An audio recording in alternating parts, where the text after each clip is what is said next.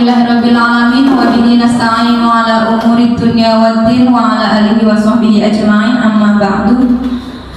Yang saya hormati para Dewan Guru SMA Darul Ulum dan seluruh staf, dan yang saya sayangi yaitu murid-murid SMA Darul Ulum.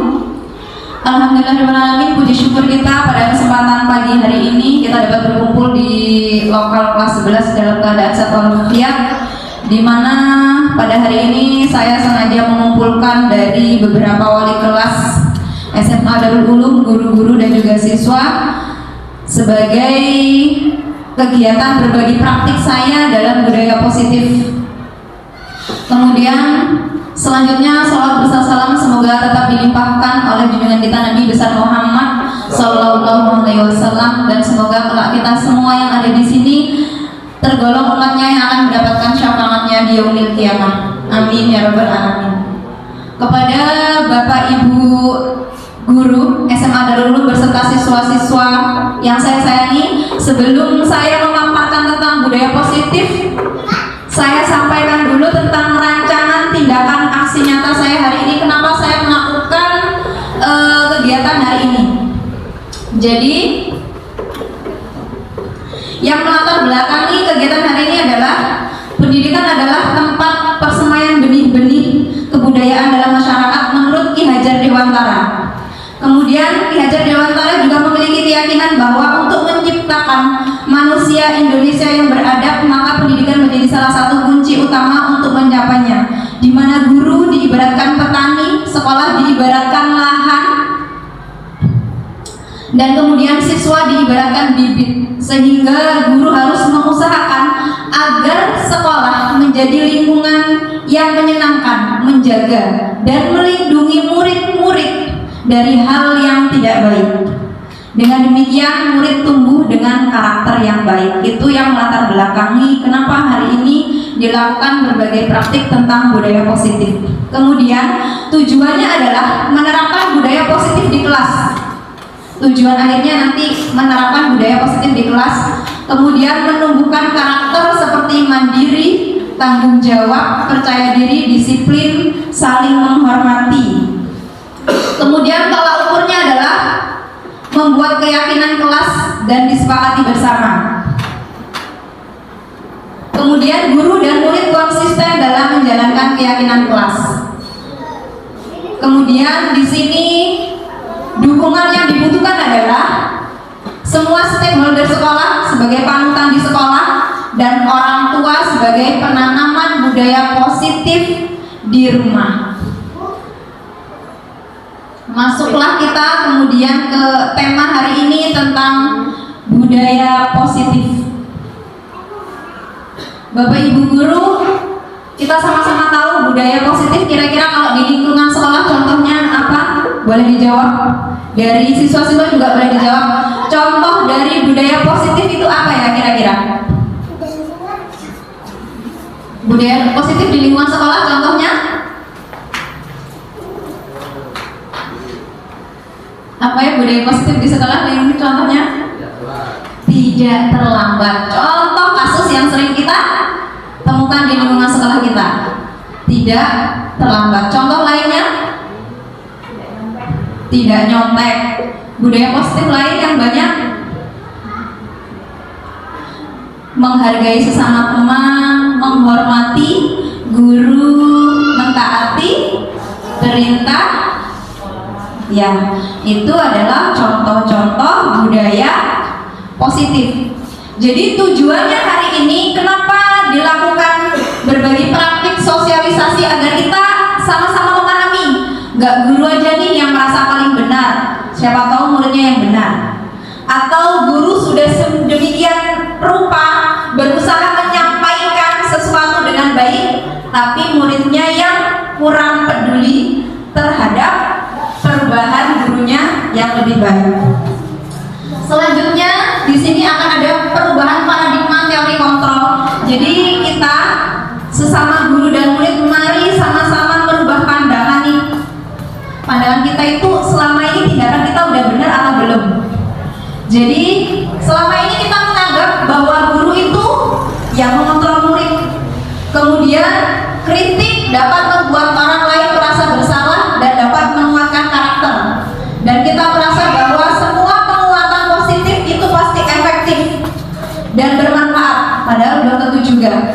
Kemudian kita selama ini menganggap bahwa orang dewasa memiliki hak untuk memaksa. Jadi kita sama-sama bercermin juga sebagai guru. Jadi banyak ilmu yang saya pelajari ketika saya sudah belajar 4 modul. Jadi modul 1 itu ada 4 Bapak Ibu. Yang pertama filosofi pendidikan menurut Ki Hajar Dewantara.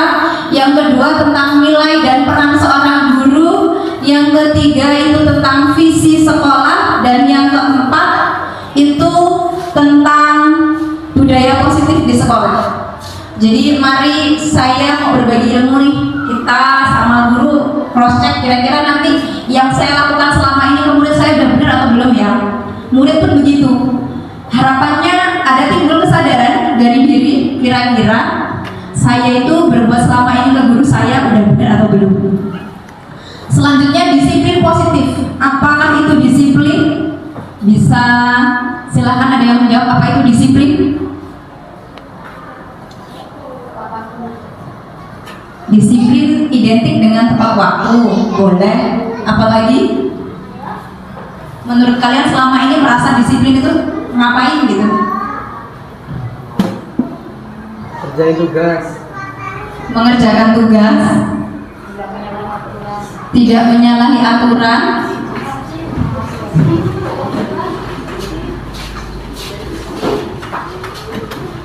Apalagi? Jadi selama ini kita tahu, yang kita tahu disiplin itu ya harus mentaati aturan. Yang kita tahu disiplin itu pokoknya yang nggak boleh melanggar, ya. Selama ini yang kita tahu disiplin seperti itu. Kemudian di sini ada pengertian apa itu disiplin, sesuatu yang dilakukan seseorang pada orang lain untuk mendapatkan kepatuhan. Ternyata itu salah. Di sini ada pengertian disiplin yang berasal dari bahasa Latin yang artinya adalah belajar. Jadi sesungguhnya arti dari disiplin adalah belajar. Kemudian disiplin juga berasal dari kata akar kata yang sama dengan disiplin atau murid atau pengikut. Untuk menjadi seorang murid atau pengikut, seorang harus paham betul alasan mengapa mereka mengikuti sesuatu aliran atau ajaran tertentu, sehingga motivasi yang terbangun adalah motivasi intrinsik. Jadi pada dasarnya nanti disiplin itu garis besarnya di sini Bapak Ibu dan anak-anak, motivasi intrinsik, larinya ke situ. Motivasi intrinsik itu artinya adalah motivasi yang tumbuh dari dalam diri. Karena selama ini kita menganggap kepatuhan, disiplin itu tentang kepatuhan. Kalau kepatuhan nanti ada kesannya terus terpaksa. Jadi kalau saya nggak taat aturan, nanti saya kena hukuman. Kalau saya nggak datang jam 7.30, Bu Nuni marah. Kalau saya nggak mengerjakan tugas, itu nanti dikasih PR lagi sama bu guru. Selama ini kita larinya ke situ, mengartikan tentang disiplin. Padahal goalnya nanti di sini motivasi intrinsik. Jadi kalau dalam diri seseorang sudah menyadari dan sudah mempunyai motivasi yang tumbuh dari dalam dirinya, itu tidak akan ada kata karena seseorang atau karena aturan. Jadi semua orang melakukan sesuatu itu memang penuh dengan kesadaran. Oh, saya memang harusnya datang jam 7.15, bukan karena takut kena denda, bukan karena takut kena hukuman, bukan takut karena dihukum bu guru, bukan karena takut Bu Nuni marah-marah. Jadi ujungnya, goalnya nanti adalah agar baik guru kita sebagai manusia, ya kan? Kita sebagai guru, tadi dicontohkan bahwa guru adalah petani. Jadi kita benar-benar dapat mendidik siswa kita sesuai yaitu kesadaran kita. Bukan karena oh, saya kepala sekolah, akhirnya saya harus memberikan contoh yang baik. Ya memang benar. Cuma kalau memang mentaati aturan itu sudah lahir dari dalam diri, mau dia hanya sebagai apapun, dia akan tetap mentaati aturan yang ada. Bukan karena saya A, bukan karena saya B, bukan karena saya C. Selanjutnya, 3 motivasi perilaku manusia. Selama ini yang kita alami. 1, kenapa kita disiplin itu untuk menghindari ketidaknyamanan atau hukuman. Sering kan kayak gitu? Iya apa enggak? Ya. Jadi kerjakan tugas, yo aku dihukum sama Bu Nuni, gitu kan? Kemudian untuk mendapatkan imbalan atau penghargaan, ya saya harus ini dong, yang baik-baik dong, biar nanti dapat penghargaan, biar di akhirnya baik. Bahasa agamasnya apa? Masih bukan tamak ya, apa ya? Ingin mendapatkan pujian dari orang lain. Ria, oh ria Bu, ria. Kemudian yang ketiga, untuk menjadi orang yang mereka inginkan dan menghargai diri sendiri dengan nilai-nilai yang mereka percaya. Ini yang benar. Jadi kita harus menjadi orang, untuk menjadi orang yang mohon maaf, ini juga untuk menjadi orang yang mereka inginkan.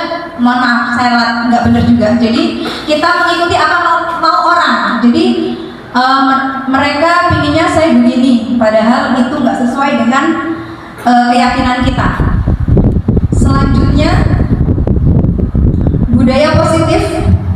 Kita temanya hari ini adalah budaya positif di lingkungan sekolah. Jadi penerapan budaya positif, yang pertama alurnya itu peraturan kelas, keyakinan kelas. Kemudian kalau semua menjalankan lingkungannya positif, kalau sudah lingkungannya positif artinya menjadi budaya. Budaya itu kan memang ya udah budayanya begitu. Jadi tanpa disuruh pun, tanpa apapun mereka sudah menyadari, masing-masing sudah mandiri, akhirnya nggak lagi karena takut hukuman dan lain-lain. Nanti yang harus kita sama-sama perbaiki dan introspeksi diri itu kan tentang keyakinan kelas. Di sini kebetulan ada Bapak Ibu wali kelas. Di sini ada contoh keyakinan kelas. Bisa dilihat di ujung. Budaya mahasiswa 1-10, malu datang terlambat, tidak sopan. Itulah yang dimaksud contoh dari keyakinan kelas. Beda bahasa aja. Jadi keyakinan kelas itu adalah hal-hal yang disepakati, yang diyakini bahwa itu adalah hal yang harus kita lakukan dan itu benar. Hanya saja prosesnya kemarin yang kurang benar. Tempat kita sudah ada, tempat ibu udah ada keyakinan kelas, sudah Bu, kalau saya ditanya. Cuman prosesnya aja yang belum benar. Prosesnya kenapa? Kemarin ketika membuat banner ini belum disosialisasikan ke anak. Jadi besok besok setelah acara ini selesai di ajaran baru, para wali kelas silahkan membuat keyakinan baru dengan murid-muridnya. Jadi kalau besok mau direvisi, Bu, jangan yang tidak sopan dihilangin aja, nggak apa-apa. Jadi yang penting sepakat antara guru dan murid, ya kan? Karena tadi langkahnya adalah kita menyepakati nih, untuk membuat ini ada kesepakatan antara murid dan guru. Kalau kemarin memang yang buat guru, tempel. Akhirnya murid kurang menyadari bahwa itu loh yang sudah saya bikin dan saya harus taati karena saya yang bikin sendiri. Masa iya saya harus melanggar aturan sendiri. Jadi kemarin tekniknya saja yang kurang lurus. Kalau sudah ada ditanya Bu Nuni sudah mempunyai aturan keyakinan kelas di kelasnya masing-masing? Sudah. Jadi kalau saya konsultasi contohnya seperti ini, iya itu sudah masuk, hanya aja ganti judul aja. Keyakinan kelas, budaya malu ditambahin. Jadi besok ajaran baru kita ada perbaikan. Kalaupun bawahnya mau ditanda tangan, walas, sampingnya perangkat kelas, tanda tanganin cetak, nggak masalah. Artinya semuanya menyepakati antara murid dan guru. Ketika sudah tahu ini loh kesepakatan yang udah kita sepakati bareng-bareng.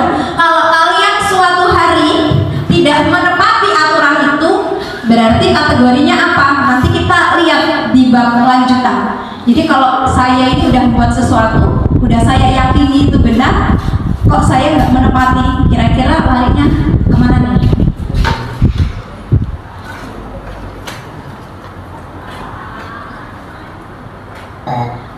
Keyakinan kelas, contohnya di sini. Mengapa menggunakan masker waktu corona, mengapa menggunakan masker, mengapa kita menggunakan helm saat berkendara. Nilai-nilai kebajikannya atau prinsip universalnya yang disepakati bersama adalah secara universal lepas dari kata belakang, suku, negara, bahasa apapun, karena kita menyadari kalau kita nggak pakai helm kira-kira apa efeknya. Kalau kita naik motor nggak menggunakan helm saat berkendara, bisa kalau terjadi kecelakaan akhirnya kita luka, melanggar aturan, kita bisa ditilang polisi. Karena kita menyadari pentingnya memakai helm tanpa disuruh orang pun, karena kita sudah menyadari tadi motivasi intrinsik tadi, makanya kalau pergi ya helmnya mana, cari pinjaman helm gitu. Nanti ini sebagai gambaran kenapa nggak pakai masker. Ya kalau nggak pakai masker nanti ketularan, kena COVID, banyak debu dan lain segala macam. Kita tahu, karena kita sudah tahu, makanya kita menjauhi hal-hal yang tidak baik. Ini sebagai ilustrasi ya. Makanya lainnya nanti kenapa keyakinan kelas itu harus dibikin bersama, ya agar kita sama-sama mengetahui dan menyadari bahwa bagaimana loh runtutan yang benar dan kenapa saya harus mentaati ini. Jadi kemarin ini terpampang, sudah ada, tapi kita masih banyak tidak menepatinya kan? Ya mungkin karena belum semua murid membaca dan belum semua murid menyadari bahwa ini hal yang harus saya laksanakan. Nggak boleh buang sampah sembarangan, jangan sampai saya tidak beribadah. Ya, jadi besok ini kebetulan di sini ada wali kelas, jadi silakan kita bareng-bareng melakukan perubahan. Besok ajaran baru sama-sama disusun oleh muridnya, dibikin judul baru. Kira-kira kelas 10 kesepakatan kelasnya mau bikin apa aja? Terserah. Asalkan jangan masuk jam 12 ya Bu. Nanti kesepakatannya tidak dianggap alfa asal mengikuti pelajaran cuma 1 jam. Ya, itu namanya bukan kesepakatan ya. Iya. Kemudian di sini, prosedurnya di sini nih. Tadi sudah saya cuplik di slide selanjutnya. Prosedur pembentukan keyakinan kelas. Mempersilahkan murid-murid di kelas untuk bercurah pendapat tentang peraturan yang perlu disepakati di kelas, ya. Tadi udah saya cuplik, ternyata slide-nya di kedua.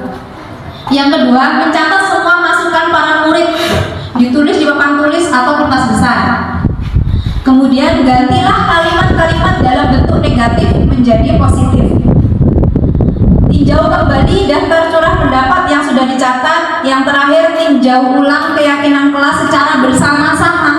Setelah keyakinan kelas selesai dibuat, ditandatangani kesepakatan kelas sebagai tanda persetujuan. Keyakinan kelas diletakkan di tempat yang mudah terlihat oleh warga kelas. Jadi gitu. Besok untuk perbaikan kita di ajaran baru ya, karena ajaran ini kan sudah semesteran. Kemudian bagaimana jika terjadi pelanggaran? Tadi udah disepakati bareng-bareng. Tapi kok dilanggar sendiri, bikin aturan sendiri, tapi dilanggar. Kira-kira kita harus bagaimana?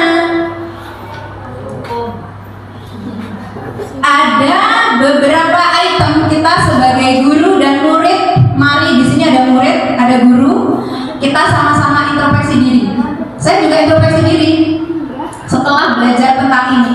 Berarti tindakan saya itu kemarin-kemarin termasuk kategori mana? Saya akui, saya pernah melakukan hukuman. Saya juga pernah melakukan memberikan sanksi kepada murid, dan saya juga pernah melakukan restitusi. Jadi di sini ada 3 istilah, Bapak Ibu guru, siswa. Ketika kita melanggar aturan, itu ada 3 kategori, yaitu hukuman, sanksi, dan restitusi. Kira-kira yang paling baik itu nanti yang mana? Yang akan kita lakukan? Ya, kita tinjau ulang. Kita juga sama-sama belajar, makanya bahasanya saya berbagi praktik nih. Perbedaan hukuman, sanksi, atau konsekuensi. Jadi kalau hukuman itu sifatnya sesuatu yang menyakitkan dan harus terjadi. Ya, saya pernah melakukan hukuman itu pada siswa. tak hukum. Bapak Ibu pernah? Kemudian kalau sanksi itu sesuatu harus terjadi tapi nggak menyakitkan. Kalau hukuman sesuatu yang menyakitkan harus terjadi. Kemudian membuat anak sakit dalam kurang fisik maupun hati untuk jangka waktu lama. Kalau fisik saya nggak pernah main, tapi yang nggak tahu kalau ucapan saya menyakiti hati. Ini saya refleksi nih sebagai guru. Kemudian kalau sanksi itu membuat anak merasa tidak nyaman dalam jangka waktu pendek. Anak tak kenain sanksi hafalan 1 juz, dia nggak sakit hati, cuman nggak nyaman. Duh, warna-warna banget, kan kayak gitu.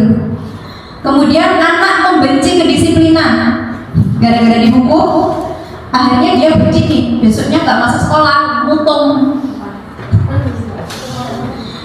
Kemudian anak menghargai disiplin kalau sanksi. Kalau hukuman sifatnya paksaan, kalau sanksi itu stimulus dan ada tanggapan. Hukuman sifatnya mendorong anak menyakiti diri sendiri, kalau sanksi mendorong anak agar mudah menyesuaikan diri.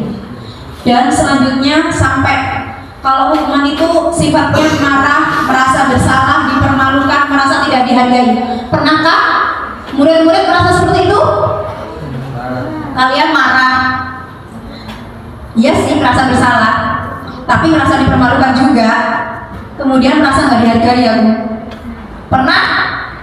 Pernah. Kita hari ini sama-sama introspeksi antara guru dan murid. Sedangkan sanksi itu kehilangan hak, dibuat tidak nyaman, untuk disingkirkan itu nggak dianggap sementara waktu, ya. Jadi tadi kategorinya ketika kita melanggar itu ada 3: hukuman, sanksi, restitusi. Kira-kira kita sebagai guru, apakah kita melakukan hukuman kepada siswa, apakah memberikan sanksi kepada siswa, atau kita melakukan restitusi kepada siswa? Nanti kita bahas satu-satu. Kemudian kebutuhan dasar manusia, kaitannya dengan hukuman dan sanksi tadi. Kita itu sebagai manusia, kita ini semua manusia, nggak guru, nggak murid, kita adalah manusia dan punya rasa. Dalam bertahan hidup sebagai manusia, ini kategorinya sebagai manusia ya. Ya guru yang murid, kita adalah manusia. 1, cinta kasih atau rasa memiliki dan dimiliki. Jadi sudah memang sepatutnya kita sebagai manusia, kita ingin dikasihi, ingin dicintai. Iya. Jadi saya juga ingin dianggap. Itu lumrahnya. Memang wataknya kita sebagai manusia, kebutuhannya dasarnya itu ada 4: cinta kasih atau rasa memiliki dan dimiliki. Jadi saya juga ingin dikasih sama murid-muridku. Murid juga ingin dikasih sayangi sama guru. Jadi saling, karena kita sebagai sisi manusia. Kemudian penguasaan, ya sebagai manusia pasti merasa, oh ya saya harusnya ini, itu sifatnya sisinya pasti ada. Kemudian kebebasan, kita sebagai manusia pasti punya sifat inginnya bebas, mau diatur. Itu hal yang lumrah, iya. Kemudian kesenangan, kita sebagai manusia sifatnya, ya kita pinginnya senang, di sekolah senang, di rumah senang, masuk sekolah senang, nggak masuk sekolah ya senang. Tapi bukan berarti kita membenarkan bahwa kita akan menyakiti orang lain, sehingga yang penting aku senang, tapi ada orang lain yang nih. Karena itu simbiosis mutualisme apa ya, saling berkaitan, saling berhubungan. Karena sifat dasarnya manusia itu ada 4. Saya ulangi, cinta kasih, jadi kita ingin dimiliki. Kemudian penguasaan, kebebasan, dan kesenangannya. Sebagai murid dan guru kita mempunyai sifat-sifat itu untuk menentukan hukumannya. Contohnya yang di sini diambil. Ini kalau mau diganti SMA Darul Ulum contohnya nggak apa-apa sebenarnya. Cuman enggak lah, jangan. Ibu Ambar guru wali kelas 2A. Kalau diganti misal Ibu Isel atau Bu Nuni. Bu Isel guru wali kelas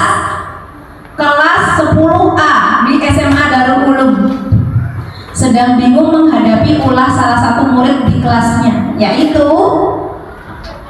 misal Doni. Beberapa anak di kelas 10A telah datang padanya dan mengeluhkan Doni yang sering kali minta bekal makan siang, ya kan? Dengan paksa. Jika Anda menghadapi situasi seperti Ibu Ambar, kira-kira Ibu Ambar ganti Ibu Ise, apa yang akan dilakukan sama Bu Ise? Menurut Bu Ise kira-kira ngapain? Ada pengaduan nih dari muridnya, Bu, si itu loh Bu minta terus ditaboi sama Pak Marani, mau langsung ditaboi kerjanya jaluk gue, iya kan? Nah, PR kita ternyata berat Bapak Ibu sebagai guru ini, karena salah satu filosofi pendidikan KHD ini, guru harus membuat suasana bahagia. Kadang kita nggak bahagia, tapi kita nggak boleh menyakiti murid. Itu adalah kayak pertentangan dalam diri itu. Waduh, kita butuh kontrol emosi di sini. Ini sebuah kasus. Jadi nanti kira-kira kalau ada kasus kayak gini aja, ada pengaduan dari anaknya minta terus Bu, minta terus, kita kok menyelesaikan, larinya kemana nih? Hukuman atau sanksi kira-kira? Itu ada jenisnya langkahnya.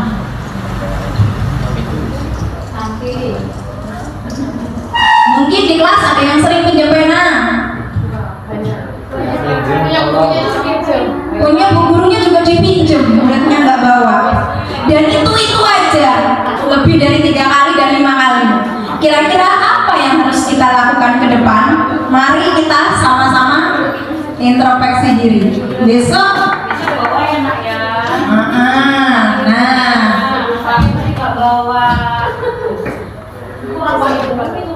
jadi kita sebagai guru yang harus kita lakukan adalah coba kita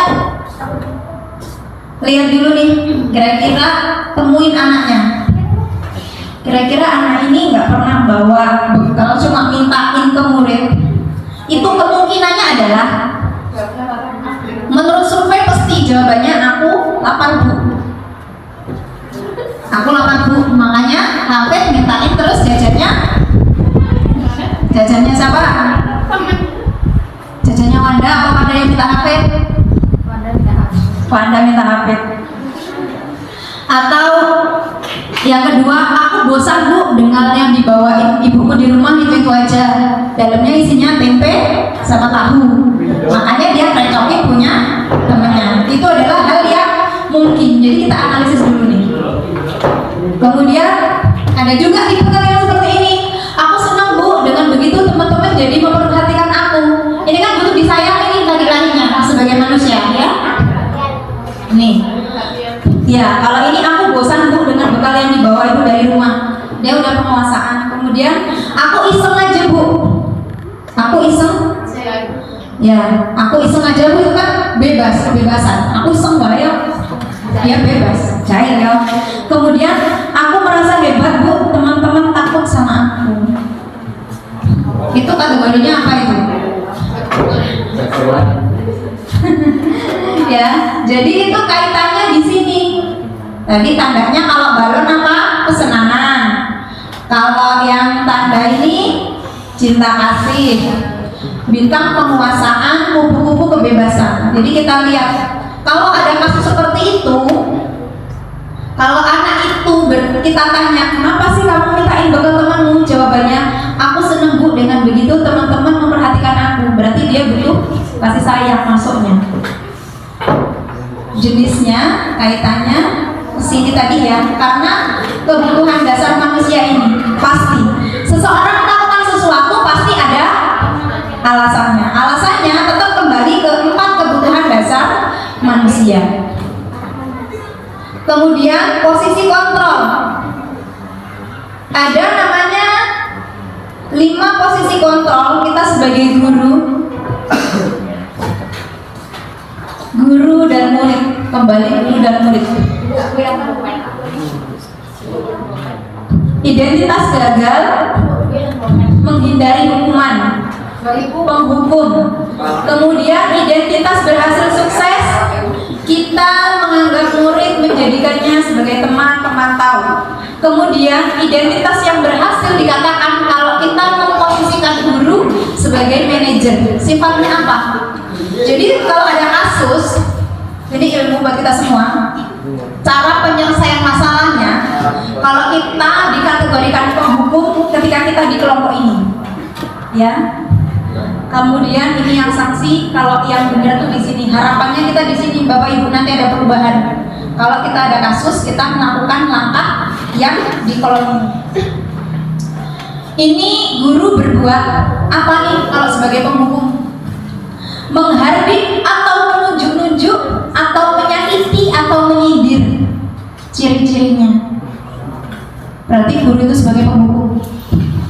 Pembuat orang merasa bersalah, ceramahin. Ya aku ya pernah juga gitu.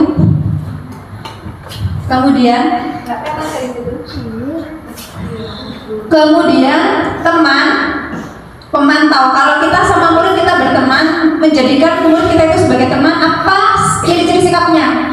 Membuat alasan-alasan untuk muridnya. Ayo sih dikerjain, nanti ibu lo yang kena tegur sama kepala sekolah. Dalihnya seperti itu, contohnya. Menghitung dan mengukur. Kemudian kalau manajer, itu kita mengajukan pertanyaan-pertanyaan kepada siswa. Kenapa kamu nggak bawa bekal? Nggak boleh langsung marah.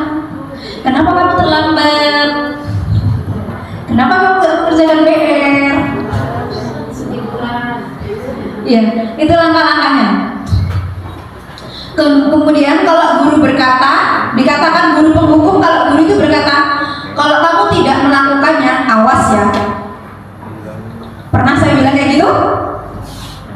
Pernah. Kemudian guru berkata, kalau membuat orang merasa bersalah, cirinya kamu seharusnya kamu sudah tahu. Itu masuk kategori kalau saya sebagai guru membuat murid saya merasa bersalah. Kalau saya menjadikan murid saya sebagai teman, bersikapnya ayolah lakukan demi ibu. Itu contoh-contohnya. Kemudian kalau kita yang benar, yang diharapkan, apa yang kita yakini, apa yang kamu yakini, kenapa kamu kok jahilin temennya?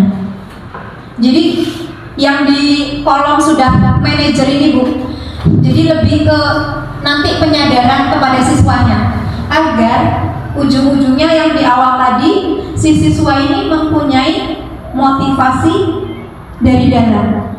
Kata lainnya motivasi intrinsik tumbuh dari diri anak. Tapi untuk berubah itu semua apakah gampang?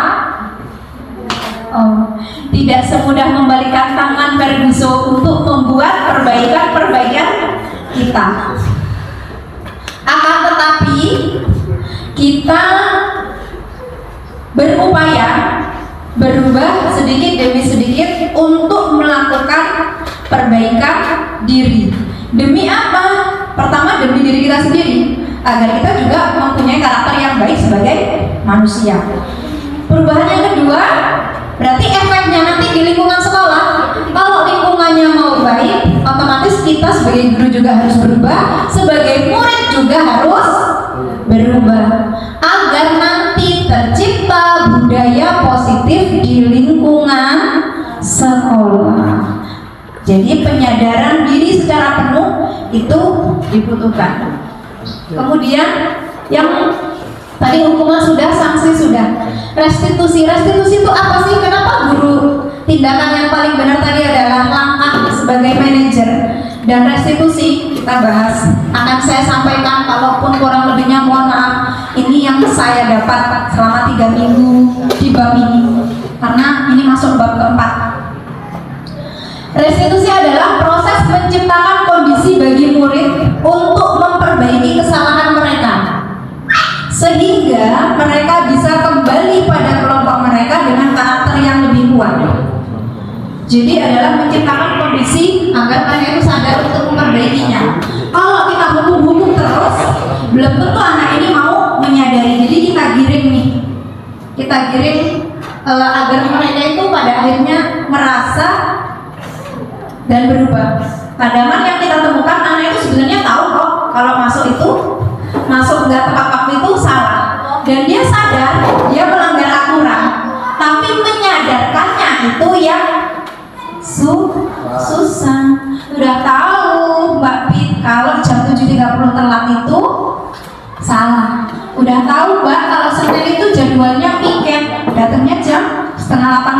Sebenarnya tahu hal itu salah, tapi karena belum menyadari sadar penuh, ya tetap dilakukan kesalahan-kesalahan itu.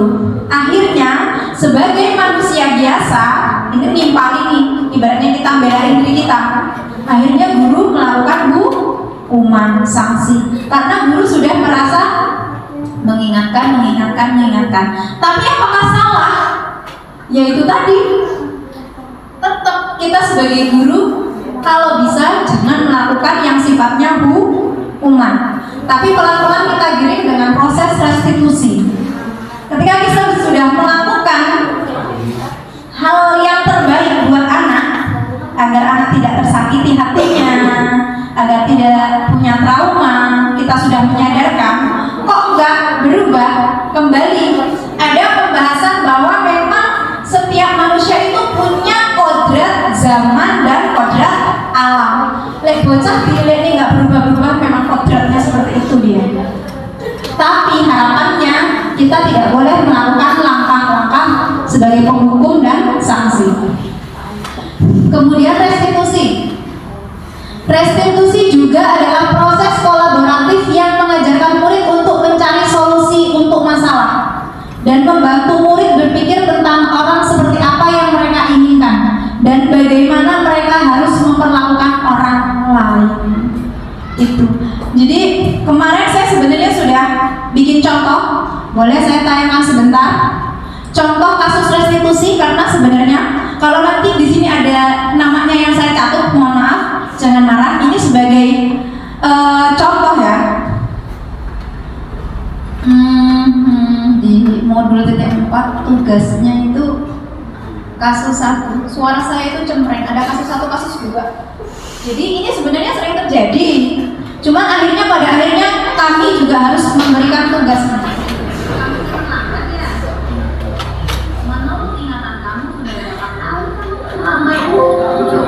Jadi besok kalau ada yang lolos begini sering terlambat, itu termasuk kesalahan bukan? Iya. Ya kali itu melakukan kesalahan itu memang wajar. Kalinya pasti pernah. Tapi yang terpenting adalah kita belajar dari kesalahan dan harus mau memperbaiki. Oke, sekarang kita cari solusinya ya. Kamu datang terlambat pasti punya alasannya kan? Kenapa? Kita memang harus mengiring mereka menemukan alasannya. Menurut kamu keyakinan pas itu penting atau tidak? Dan apa yang sudah kamu lakukan? Penting Bu, nilai disiplin. Menurut kamu? Jadi kalau telat itu melanggar nilai disiplin. Penting Bu, karena kalau datang kelas tepat waktu, artinya kita juga menghargai waktu. Nah betul, menghargai waktu itu penting, sama seperti kita menghargai orang lain dan bisa melatih kepedulian terhadap orang lain. Iya Bu, saya mohon maaf, saya sering terlambat. Oke, itu kan baiknya kamu sudah minta maaf. Menurut kamu apa yang akan kamu lakukan biar nggak terlambat lagi? Saya akan berusaha tidak begadang atau tidak telat masuk sekolah Bu. Itu harapannya Bu, koordinasikan sama orang tua kamu agar kamu tidak telat sekolah lagi. Sekarang kamu kembali ke kelas. Ya, tadi di ujung mohon maaf Bu, saya telat, saya nggak akan mengulangi lagi. Saya tanya, pernahkah kalian mohon maaf kepada bapak ibu gurumu ketika kamu melakukan kesalahan nak? Ya, kita harus sama-sama berbenah. Karena tadi saya akuin kalau saya menulis laporan, ya saya pernah di posisi sebagai penghukum dan saya juga pernah di posisi sebagai sanksi. Setelah mempelajari modul ini, saya akan berusaha semaksimal mungkin menerapkan metode restitusi. Akan tetapi berhasil atau tidaknya akan saya kembalikan ke kodrat dia sebagai manusia. Memang dasarnya deblek, memang dasarnya pernah diatur ya Bu ya. Mungkin ujung-ujungnya mentoknya di situ. Ya, yang penting kemudian kasus kedua nih. Sebenarnya banyak kasus di tempat kita kan. Rama, tadi ibu dengar dari ibu lain. Kalau kamu ribut sama Dewi ya? Iya Bu, soalnya dia sering pinjamkan nama saya. Padahal dia bisa beli sendiri. Juga dia kadang nggak dipulangin penaku. Ini sebenarnya saya yang bikin, mereka hanya saya minta ini sering terjadi ya Bapak Ibu ya. Apa yang kamu bilang ke Dewi? Ya saya omelin loh Bu. Tanpa saya sadar saya juga berkata kasar dan bekerja dalam keributan. Kamu bilang Ini begitu, contoh pasti ada alasannya kan? proses Iya, restitusi. saya juga lagi ngerjain tugas. Dia malah ngerecokin saya, padahal kan dia bisa beli sendiri. Ya wajarlah kalau kamu kesel, ibu memakluminya. Syukurlah kamu tidak berbuat buruk kepada dia seperti memukul. Menurut kamu marah ke Dewi, keyakinan kelas apa yang sudah kamu langgar? Menghargai sesama teman, Jadi apa yang harus kamu lakukan saat kamu kesel atau marah? lebih bersabar. Apakah kamu bersedia memperbaikinya? Baik, bersedia Bu. Saya akan lebih bersabar dan menghargai sesama teman jika ada yang meminjam alat tulis kepada saya, atau saya suruh dia membeli alat tulis sendiri. Iya betul, begitu. Semangat ya. Nah, itu adalah contoh besok Bapak Ibu. Kalau muridnya ada yang melakukan kesalahan-kesalahan. Nah, begitu ya. Jadi memang sebenarnya banyak kasus, tapi kan nggak pernah kita dokumentasikan ya. Tiap hari kayaknya ada kasus deh. Ada? Nah ya, makanya kita hari ini, kenapa hari ini saya hadirkan murid dan guru agar kita sama-sama tahu dulu nih, mempelajari ilmunya. Berarti kalau besok Bu Nuni udah nggak marah-marah lagi tuh. Oh mungkin Bu Nuni udah mulai berubah nih. Bu Nuni menyelesaikan kasus dengan cara restitusi nih. Gitu. Jadi tahu anak-anak juga saya harus bagaimana. Tujuannya agar timbul kesadaran dari dalam diri untuk berubah, bukan karena takut dihukum, bukan karena ingin dipuji-puji seperti yang pertama tadi disampaikan. Ya, tujuannya kan ke situ agar kita sadar penuh. Ya saya melakukan itu karena ya memang udah kewajiban saya, bukan karena A, bukan karena B. Begitu ya Bapak Ibu ya. Ya untuk dalihnya udah berulang kali saya kayak gitu. Cuman ya tadi kita sama-sama belajar. Kalau kita sudah melakukan, misal kita panggil Faris yang sering bolos lebih dari 5 kali, lebih dari 7 kali, ya udah kita berikan sanksi minimal. Kalau nanti di keyakinan kelas kan ibu bikin, yang penting kita menyelesaikan masalah udah dengan cara restitusi, langkah-langkahnya udah benar. Kemudian anak-anak juga udah menyepakati kalau saya terlambat, jika saya terlambat maka saya kan sudah baca sendiri. Besok kita kembalikan ke aturan kelas yang udah disepakati sama wali kelas sama murid-murid. Kamu udah tahu melanggar ya, berarti sanksinya apa gitu. Harapannya biar tidak terjadi pelanggaran. Meskipun pelanggaran itu perlu seenggaknya diminimalisir lah. Yang terlambat tadinya sebulan 7 kali, sebulan jadi 2 kali aja. Itu kan udah menunjukkan grafik penurunan keterlambatan gitu. Berubah itu kan gak serta-merta hitam jadi putih, tapi kan kita ada prosesnya. Yang penting kita telah melakukan langkah-langkah yang benar. Pada akhirnya guys, kodratnya dia seperti itu menjadi siswa sebagai ujian kita mendidik ya Bapak Ibu. Kemudian kita lanjut restitusi. 9 ciri-ciri restitusi bukan untuk menebus kesalahan, namun belajar dari kesalahan. Bukan untuk menebus kesalahan, tapi belajar dari kesalahan. Kalau bolos, kalau dapat hukuman, harapannya nggak salah paham, karena untuk belajar dari kesalahan. Saya kemarin udah ini gara-gara nggak ngerjain tugas, akhirnya dapat ini. Karena dari kesalahan yang dibuat, besok saya nggak mau lagi lah. Berarti harus berubah. Kemudian tawaran, sifatnya nanti tawaran bukan paksaan. Kayak tadi yang di video. Kira-kira kamu mau berubah nggak? Ya Bu, saya siap berubah. Kalau di kita realnya gimana? Kamu mau berubah nggak? Bisa berubah nggak Bu? Senang kayak gini ya? Kalau berubah piye? Ya enggak ya? Ya enggak. Realnya kayak gitu ya. Real life-nya kayak gitu. Mari kita sama-sama berbenah. Kemudian restitusi mencari kebutuhan dasar yang mendasari tindakan.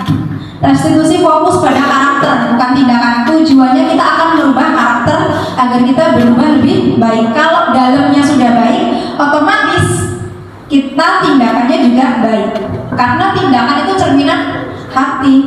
Kalau hatinya udah nggak baik, suuzon aja sama guru, guru suuzon aja sama murid, ya yang terjadilah. Akhirnya salah paham. Kemudian memperbaiki hubungan. Restitusi itu menuntut untuk melihat ke dalam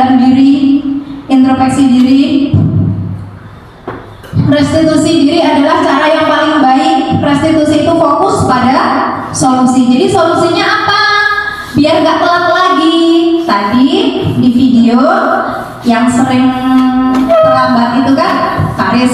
Jadi tadi kira-kira solusinya apa biar nggak terlambat lagi? Tidak begadang, Bu. Ya, itu adalah solusi. Solusinya apa biar nggak pinjem-pinjem lagi? Ya besok tak sampaikan ke dia, ya kamu beli loh. Masa kuat beli jajan tempat Mbak Roma, nggak kuat beli pena. Mencoba menyadarkan ke temannya. Selanjutnya tahapan restitusi itu ada 3, yaitu menstabilkan identitas, kemudian validasi tindakan yang salah, menanyakan keyakinan. Di video tadi kalau menstabilkan identitas contohnya kata Bu siapa tadi? Bolehlah kita acak di sini. Kata Bu Arlis, kamu tadi ribut sama Dewi di kelas ya? Ada cekcok nih. Bu Arlis laporan ke saya ke kantor. Bu, tadi itu anak-anak ribut.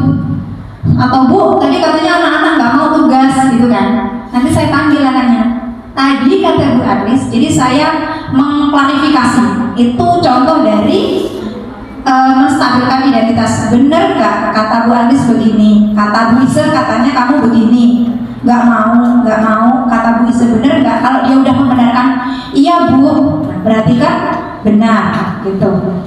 Kemudian validasi tindakan. Bener nggak kamu pinjem, bener nggak kamu marahin temenmu tadi, bener nggak kamu telat? Iya telat, iya pinjem pena.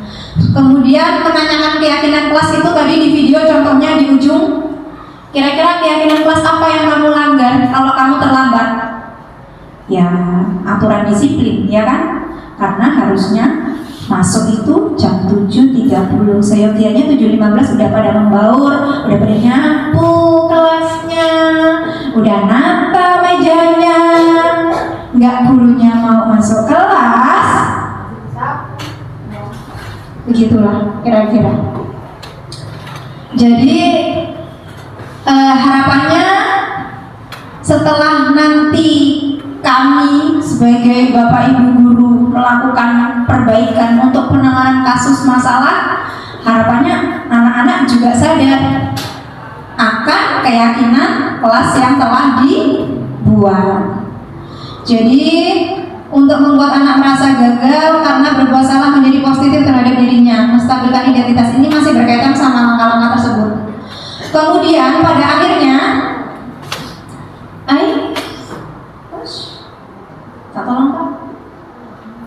ada beberapa contoh intervensi dalam 30 detik itu. Kata-kata apa kamu ingin berbuat lebih baik? Apakah saat ini kamu sedang menjadi orang yang sedang kamu inginkan? Pengen gak sih nak jadi orang yang telat terus? Enggak. Pengen gak sih jadi anak yang nakal? Enggak kan? Enggak. Apakah kamu bisa mengubah kegiatan atau perilaku kamu saat ini menjadi sikap yang lebih baik? Ya, jadi ada beberapa pertanyaan 30 detik untuk disampaikan perbaikan yang lebih baik. Apakah wajar membuat kesalahan? Wajar sebagai manusia. Apakah wajar membuat kesalahan? Wajar, asalkan nanti kita melakukan perubahan, kita belajar dari kesalahan kita. Jadi ini contoh kalimat-kalimat yang intervensi ini bisa membantu murid kembali ke tujuan semula untuk menyadarkan murid, intinya Bu Guru. Kapan kamu siap untuk mulai atau kapan kamu siap untuk berubah? Besok Bu Nani tanya aja kayak gitu kalau ada yang nakal. Kapan kamu siap untuk berubah lebih baik? Gitu. Kemudian kalau ditanya budaya positif di sekolah kita, jadi saya tulis di sini. Sudah ada sebenarnya, cuma kita itu kurang konsisten dalam menjalankan. Contohnya budaya positif, salaman sama Bapak Ibu guru itu juga budaya positif. Kalau anak-anak kecil SD, RA itu salam-salaman. Kadang-kadang yang udah gede ini ya wis males, mbok gengsi, mbok kepiye, ti gurune malah melayu, bukan nyedek salaman gitu. Jadi baris di pagi hari Upacara itu budaya positif bukan? Sikap apa? Kandungan dalam upacara itu menanamkan nilai-nilai positif apa? Kepemimpinan. Kalau belajar jadi tugas di depan itu sebagai pemimpin, ya enggak? Berarti terus nggak gerak-gerak selama upacara. Ya disiplin itu tadi, ya kan? Jam 7.30 udah di lapangan, dia masih diuper-uper. Uji mental, coba tugas di balai udara, berani apa enggak? Jadi sebenarnya banyak budaya positif yang sudah ada di lingkungan sekolah kita, hanya aja secara grafik kita masih perlu banyak meningkatkan untuk lebih baik lagi dan konsisten. Budaya positif, doa sebelum belajar. Tapi kadang-kadang, mohon maaf, anak udah gede bu, diingetin kamu belajar, udah doa belum? Belum bu. Mau mimpin kadang-kadang ya rebutan, dan kue lo, ya. Jadi kalau udah sadar penuh sebelum belajar itu doa, ya udah, duduk siap, berdoa dimulai, udah selesai ya, nggak udur-uduran. Iya, mimpin doa mau belajar aja bingung, apalagi mimpin doa untuk tahlilan. Ini baca Quran. Baca Quran itu budaya positif bukan? Positif, tapi kalau nggak diuper-uper, ngaji belum. Targetnya kelas 11 itu baca sampai juz 20. Udah juz 20 semua apa belum? Silakan. Nanti dicek jurnalnya sama Pak Panani sebagai syarat dapat rapor. Udah ngaji sampai juz 20 belum? Darusnya selama 2 tahun. Sebenarnya tahu itu adalah positif, tapi kita masih mengabaikan. Budaya positif apa lagi? Budaya positifnya kegiatan ekskul pramuka. Ini buat kemarin positifnya, kalau kita beneran ketemu rezekinya juara. Kalau olahraga, budaya positifnya apa? Mampu bersaing untuk meraih prestasi semua kan ini? Anak-anak dilatih, tapi untuk menjalankan ini semua kalau nggak disiplin ya nggak jadi. Mau bertanding kalau nggak mau disiplin latihan, jadi apa enggak timnya? Enggak. Kalau nggak disiplin latihan pas kibranya jadi apa enggak? Enggak. Jadi semua itu pasti ada hikmahnya, ada nilai-nilai kebenarannya. Jadi selesai itu budaya-budaya positif. Harapannya adalah kita setelah melakukan pembahasan ini bersama, kita sama-sama berubah. Guru dan murid bisa sama-sama introspeksi diri untuk menumbuhkan budaya positif di lingkungan sekolah kita untuk lebih baik, ya. Sampai di sini kira-kira ada yang ditanya, silakan. Yang kurang mantepnya, yang nggak setujunya di mana? Masih ada waktu nih, saya kasih, dipersilakan. Atau kritik dan saran yang membangun untuk SMA Darul Ulum lebih baik, silakan. Ada dari perwakilan murid untuk budaya positif kita selanjutnya yang lebih baik, lebih bagus. Biar jam 7.15 itu kita duduk di dalam kelas semua, biar nggak dibungain. Udah disapu belum depan kelas 11? Ya. Jadwal piketnya siapa hari ini? Tanda. Itulah, kita sama-sama introspeksi diri kelas 11 ya. Nanti ini ditularkan di teman-temannya yang hari ini nggak masuk, karena nggak semuanya kan ikut kegiatan ini. Apalagi tadi yang namanya tercatat kayaknya kebetulan nggak ikut ini, nggak masuk izinnya. Izin alasannya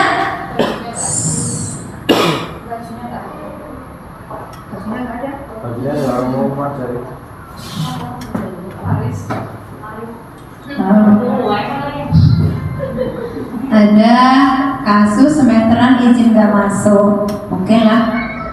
Ada lagi? tambahan, ada waktu 5 menit buat sebelum saya tutup dari Bapak Ibu Guru buat perbaikan kemajuan sekolah kita dari siswa. Ekskulnya diaktifin dulu. Kenapa? Ekskul Ekskul? diaktifin.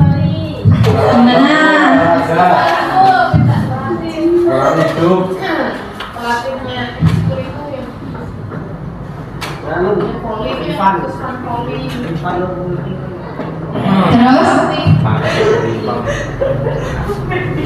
untuk keaktifan ekskul, oke, nanti dibahas bareng dengan Bapak Ibu Guru karena kadangan pelatihnya udah ada, muridnya yang kurang konsisten. Kira-kira konsisten atau tidak ketika hal itu diadakan, itu ya. Itu mungkin buat ya itu tadi, kita sepakat atau enggak. Kalau memang sepakat, meyakini ya, nanti kalau eskulnya ada pelatih baru, kami berangkat terus. Jangan sampai berangkatnya cuma 2 minggu, 2 kali berangkat semua nih, tapi besoknya lagi enggak lagi gitu. Berkaitan dengan tadi materi tentang budaya positif sudah cukup Bapak Ibu, bisa dipahami? Kalau sudah, berarti saya cukupkan sampai di sini. Tidak lain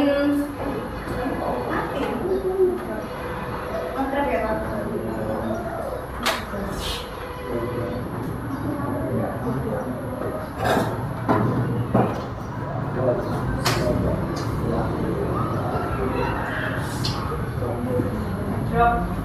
Oke lah, ngedrop kebetulan pas di akhir ngedrop.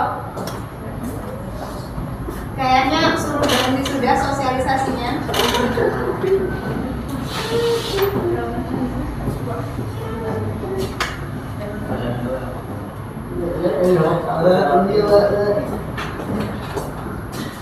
Jadi itu yang dapat saya sampaikan tentang materi budaya positif. Tujuannya di sini saya berbagi ilmu, Bapak Ibu semua. Semoga apa yang saya sampaikan dapat bermanfaat buat kita semua,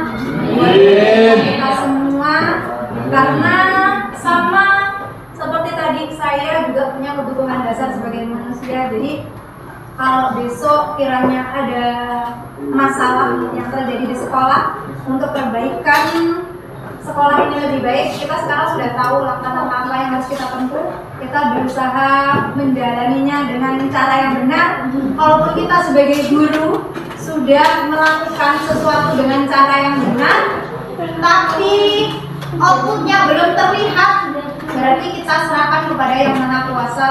Mungkin itu memang kodrat alamnya dia seperti itu. Yang penting kita sebagai manusia terus belajar memperbaiki kesalahan kita, ya Bapak Ibu ya.